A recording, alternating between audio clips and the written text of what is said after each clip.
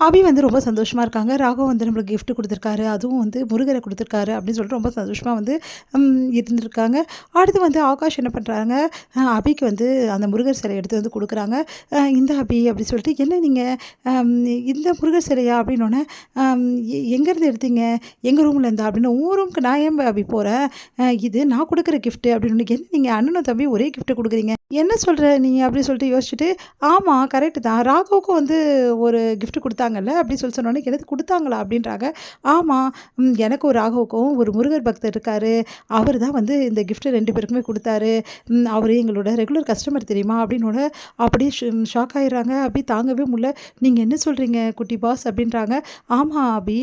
Already உனக்கு வந்து ஒண்ணு வந்துருச்சா?" அப்படின்னோனே, "ஆமா. ராகவுக்கு வந்ததால உனக்கு குடுத்துருப்பான்." சரி, சரி. அப்போ 2ஆ வச்சுக்கிறியா? இல்ல திருப்பி குடுத்துறியா?" அப்படின்னா, "சரிங்க குட்டி பாஸ். இத நீங்க வச்சுக்கங்க. எனக்கு தான் இருக்குல்ல." அப்படின்னு சொல்லிடுறாங்க. சரி ஓகே. முருகர் வந்து இதுக்கப்புறமாவது உன் அக்காவுக்கு வந்து நல்ல புத்தி குடுக்கட்டும். என்ன குட்டி பாஸ் சொல்றீங்க?" அப்படின்னோனே, "பின்ன என்ன? அவ தான் வந்து முருகர வழிபட மாட்டேங்கிறாளே! இனிமேட்டு வழிபடட்டும்." அப்படி சொல்லிட்டு எடுத்துட்டு போறாரு. அத பார்த்துட்டு யோசிச்சுட்டே இருக்காங்க. சரி அப்போ உள்ள போய் பார்க்கலாம் அப்படின்னு சொல்லிட்டு பார்த்தா, இன்னொரு வந்து அதே வந்து சிலை இருக்கு. அப்போ குட்டி பாஸ் சொல்றது உண்மைதானா? அப்போ வந்து இவரு எனக்கு கிஃப்ட் குடுக்கலையா? கிஃப்ட்டா வந்ததே எனக்கு குடுத்துருக்காரா? அப்படின்னு சொல்லிட்டு மனசு கஷ்டப்படுறாங்க. ஏன் இப்படிலாம் இவரு பண்றாரு? அப்படின்னு சொல்லிட்டு செமையா டென்ஷன் ஆயிடுறாங்க. இங்க வந்து வராரு ராகவ். ராகவ பார்த்து செமையா கடுப்பாறாங்க. "நீங்க ஏன் இப்படிலாம் பண்ணீங்க?" அப்படின்னு கேட்குறாங்க. "நான் என்ன பண்ணேன்? நேத்து என்கிட்ட ஏன் சொல்லல?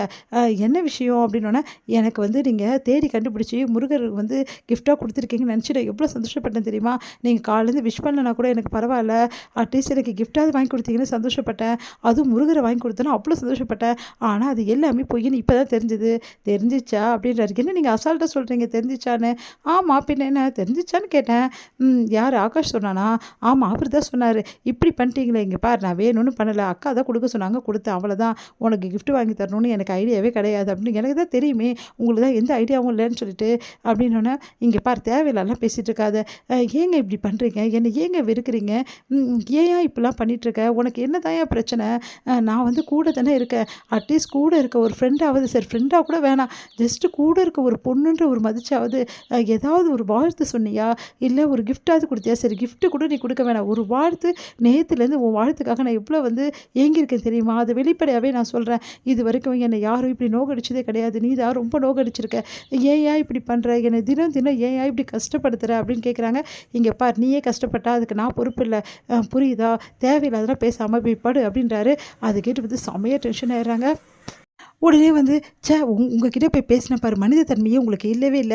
உங்களுக்கு கரெக்ட்டா தான் பேர் வச்சிருக்கேன். ஜெயிலர்ன்னு சொல்லிட்டு. நீ எல்லாம் ஒரு ஆளே கிடையாது." அப்படி சொல்லிட்டு போறாங்க. மனசு கஷ்டப்பட்டு வந்து அப்படியே வந்து உட்காந்துருக்காங்க. அப்படியே வெளிய உட்காந்துட்டுருக்காங்க. அப்போ கரெக்ட்டா அங்க வராரு முரளி.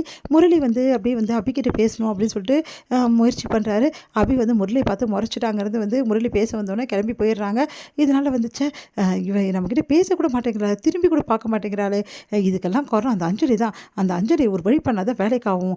அஞ்சலியோட புருஷன் நினச்சு தான் இவ இப்படி பண்ணிட்டு இருக்கா அப்படின்னு சொல்லிட்டு டென்ஷன் ஆகுறாரு. அடுத்து வந்து இங்க என்ன பண்றாங்க, அபி வந்து ரூமுக்கு வராங்க. ரூமுக்கு வந்தோனே ராகு வந்து தூங்கிட்டு இருக்காரு. அப்பா நல்ல காலம் தூங்குறாரு. இப்ப அந்த டைரிய படிக்கலாம் சொல்லிட்டு டைரிய எடுத்துக்கிறாங்க. பார்த்தா ராகு வந்து மறுபடியும் வந்து என்ன பண்றாரு, தூங்குறதுக்காக அப்படியே வந்து புலம்புறாரு. அப்புறம் எழுந்துக்கிறாரு. "என்ன பண்ணிட்டு இருக்க நீ? என் பேக் எப்படி இப்படி இங்க வந்துச்சு? என் பேக் எடுத்துட்டு போயிட்டு அங்க வைக்கிறேன்" அப்படின்னு சொல்லிட்டு வைக்கிறேன். "இல்ல, இல்ல நானே வச்சுர்றேன்னு" சொல்லிட்டு அபி எடுத்து வச்சுர்றாங்க. உடனே வந்து டைரி கீழ விழுந்துடுது. "அப்பா டைரி இங்கே தான் இருக்கு. பேக் எடுத்து வச்சாச்சு. இப்ப படிக்கலாம்" அப்படின்னு சொல்லிட்டு ராகு தூங்குனோனே பொறுமையா படிக்க ஆரம்பிக்கிறாங்க. தொடர்ந்து வந்து படிக்கும்போது தான் தெரியுது, ராகு வந்து எப்படி வந்து ஆழமா வந்து அந்த மதுவ நேசிச்சிருக்கான்னு சொல்லிட்டு கொஞ்சம் கொஞ்சமா படிக்க ஆரம்பிக்கிறாங்க. அதுக்காக தான் இப்ப இவ்ளோ நாள் வந்து என்ன வெறுக்கிறாரா இவரு? இவ்ளோ வெறுக்கிறதுக்கு காரணம் நான் வந்து மதுவோட இடத்துல வந்துட்டேன்னு தானா? ம் அம் சரி நான் என்ன பண்ணுவேன் அதுக்கு? வேணும்னா நான் வந்தேன். இவரு தானே என்ன கல்யாணம் பண்ணிக்கினாரு. அங்கேயே வேணான்னு சொல்ல வேண்டியது தானே அப்படின்னு சொல்லிட்டு யோசிக்கிறாங்க. உடனே வந்து சத்தம் கேட்குது. ஐய்யயோ! எழுந்துட்டார் போல இருக்கே அப்படின்னு சொல்லிட்டு மறுபடியும் வந்து மூடி வந்து மறைச்சு வச்சுடுறாங்க அந்த டைரிய. அடுத்து வந்து இந்த டைரி இங்க இருந்தா கண்டிப்பா கண்டுபிடிச்சிருவா. பேக்ல வைக்கணுமே, எப்படி பேக்ல வைக்கிறதுன்னு தெரியலையே! அப்படி சொல்லிட்டு யோசிச்சுட்டே இருக்காங்க. என்ன பண்ணிட்டு இருக்க? அப்படின்னோனே, ஒண்ணும் இல்ல அப்படின்றாங்க. முதல்ல படுக்கிறியா? சும்மா சும்மா எழுந்து எழுந்து தொல்ல பண்ணிட்டு இருக்க. நைட்டெல்லாம் தூங்காம உலாத்திட்டே இருக்க. படுக்க போறியா இப்ப இல்லையா? உன்னால என் தூக்கமே கெட்டு போகுது. உங்களுக்கு தூக்கம் கெட்டு போகுது. எனக்கு என் வாழ்க்கை கெட்டு போகுது. ஜெயிலர் அப்படின்னு சொல்லிட்டு டென்ஷன் ஆவுறாங்க.